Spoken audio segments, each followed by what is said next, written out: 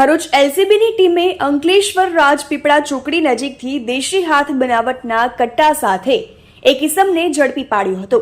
રાજપીપળા ચોકડી overbridge service road પૂરો થાય ત્યાં બે ઇસમો રોડની સાઈડે હોન્ડા સાઇન મોટરસાયકલ પાર્ક કરીને ઉભેલ છે, જે પૈકી એક ઇસમ પાસે દેશી હાથ બનાવટની પિસ્તોલ જેવું હથિયાર હોય તેમજ બંને ઇસમો ભેગા મળીને કોઈ ગુનાહિત કૃત્યને અંજામ આપવાની ફિરાકમાં હોય તેવી ચોક્કસ માહિતીના આધારે ક્રાઇમ બ્રાન્ચની ટીમે તપાસ હાથ ધરી હતી।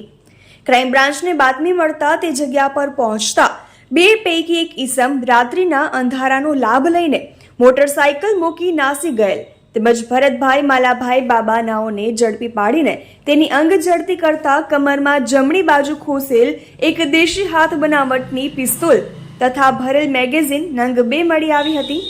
પકડાયેલ ઇસમને હથિયાર બાબતે ઊંડાણપૂર્વક પૂછપરછ કરતા તેણે જણાવેલું કે ઝુલવા ગામે પંચાયતની દુકાનમાં રહેતા પોતાના મિત્ર રોહિત મંડલે ગુનાહિત કામ કરવા માટે રાજપીપળા ચોકડી બોલાવ્યો હતો।